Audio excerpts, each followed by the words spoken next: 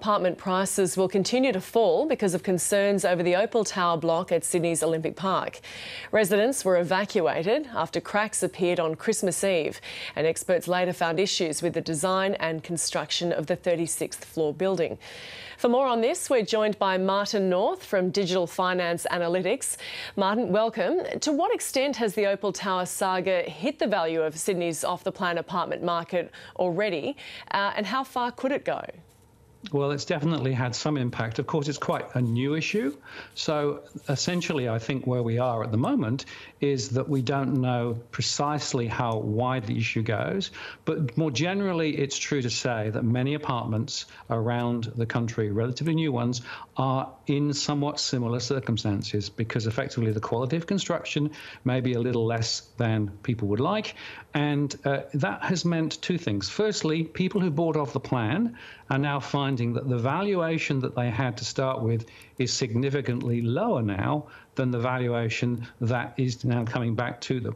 Valuers I speak to have suggested that in some cases these newly built or off-the-plan apartments, not only in the Olympic Park area but across both Melbourne and Sydney and even up to Brisbane, are down 15 to 16% already. Now, some of that was already happening last year. The banks have actually already earmarked some postcards where they're a little less willing to lend. So all of those sort of factors are coming in. My own view is that we're going to see prices continuing to fall, along with the rest of the property market. But I think now newly constructed apartments will be right in the eye of the storm. I wouldn't be surprised to see falls of 20 to 25% before we're finished. With the crack in concrete aside, as someone who looks at risk, what are your thoughts on off-the-plan buying generally? Well, it is tricky. So if you are buying in a rising market and you can pretty much guarantee, one, you're going to get a rental stream, and two, you're going to get capital growth. People, if they have a pulse, can get a mortgage, then you go into the market. But now things are much, much more tricky because we know that prices are falling. We know that that's going to continue for some time. The banks are much less willing to lend. And we've also got questions with regard to things like negative gearing and those things ahead as well. So I think buying off the plan is now quite tricky. People need to be very, very careful. And frankly, there's no reason to buy off the plan because now there are so many apartments that are newly built, ready to be sold, and they're offering 20% discounts for those already built. So I would go for something that's already there rather than off the plan. And further to the crack in concrete, the approvals process behind high-rise apartment complexes, does this need an overhaul?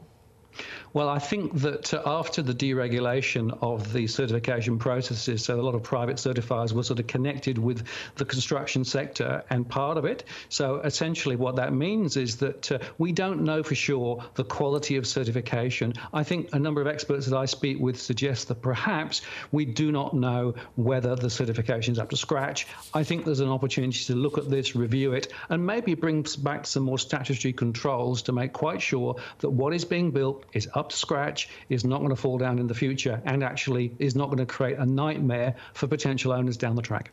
And how do you decipher what is a general cooling of confidence in the housing market and this negative sentiment following the Opal Tower's problems? Yeah, well, I think the Opal Tower is just one factor. There's a lot of other things going on too. A lot of investors are leaving the market. A lot of international investors are also out of action now. So the demand is off. Lending is still a bit tighter than it was. So put all that together, and essentially I don't think there's enough support for property prices to rise. The question is now, how fast do they slide?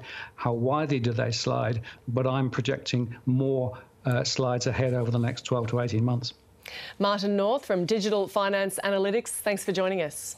Good to talk to you. Well, parents have